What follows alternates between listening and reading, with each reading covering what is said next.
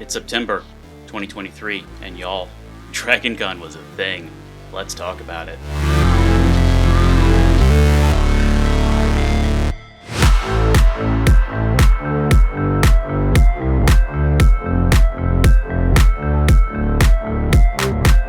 You might not know that I am ever so slightly involved with Dragon Con, basically one of the world's largest pop media conventions. That's sci-fi, fantasy, comic books, treks to the stars, conflicts in the void, etc. I wanted to give you some of my perspective of how it is to work with panelists, whether they're writers, actors, or other folks in the industry who are, even though they're not part of the union, are supporting the union by not promoting struck work. Both the SAG-AFTRA and WGA strikes at the time I recorded this are not resolved and don't look like they're going to be anytime soon. So at this point in the video, I'm not officially representing Dragon Con. I'm speaking as a volunteer and someone who's worked with the convention for over 20 years.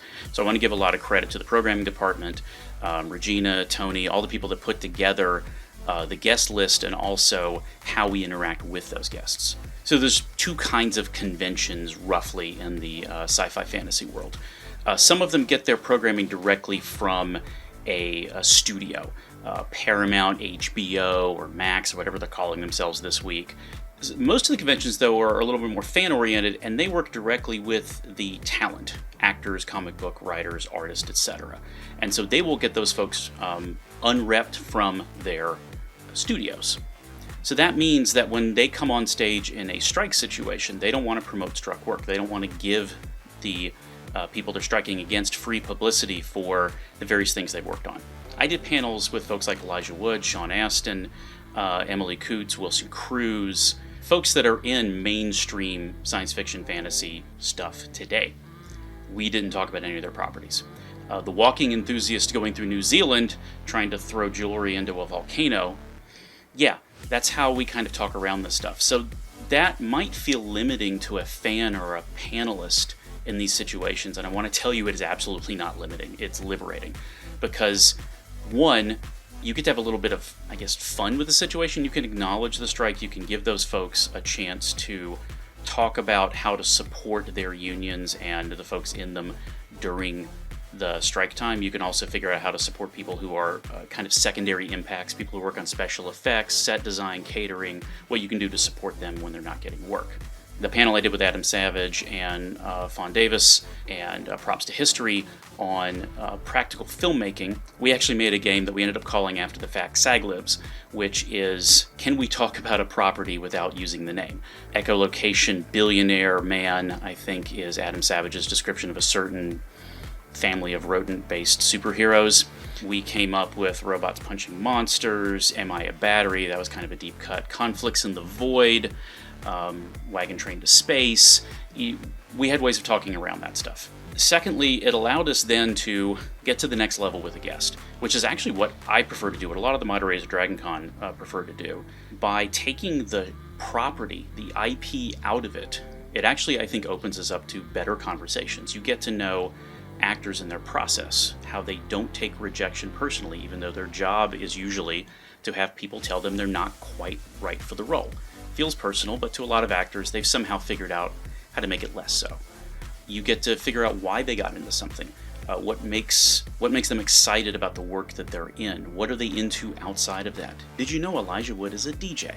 Sean Astin runs marathons and has done like the Ironman and triathlons. Katie O'Brien is a third-degree black belt in Hapkido, legitimate badass, and has wonderful thoughts on martial arts and the connection between being a percussionist and being someone who does fight choreography. All this kind of stuff, if you're skipping the tell me about what it was like to wear the costume or put on the prosthetic, I think gave us a better level of fan engagement in some ways. In 2018, I got to talk to Benedict Wong, and he was learning how to ride a horse when he was playing the Great Khan in Marco Polo. So we talked about learning how to do fight choreography and horsemanship, things he had never done before on screen. Gina Torres and I spent 15-20 minutes in a panel talking about wedding hats, because she had been to a royal wedding, and boy, royal wedding hats, y'all, they're a thing. A lot of good moderators get into this thing where they really don't want to talk about the usual stuff with a guest. And the strike rules have helped us do that. If you're going to a con or you're going to help run a con, be cognizant of what the other conventions are doing to respect actors, writers, talent, special effects folks. Now people who work in video games are kind of in a similar situation. If you want to hear my thoughts on my general philosophy about moderating a panel anyway, or how this relates to my, the way I pay for the cameras and things, which is my job in technical communications for a large tech company, I'm going to have a link below to an interview I did with Jody Krangle, who's a professional voiceover artist, and she and I dug into that and how I approach moderation both in a technical conference level and at a fandom convention level, and how those two things are very tightly related in my mind. Thank you for supporting all of the guests that came to DragonCon through just your general love of fandom, autographs, other interactions you had with them and the volunteers of the convention, and keep going out and supporting sci-fi cons. I'm going to Rose City Comic Con to work crew in a couple of weeks.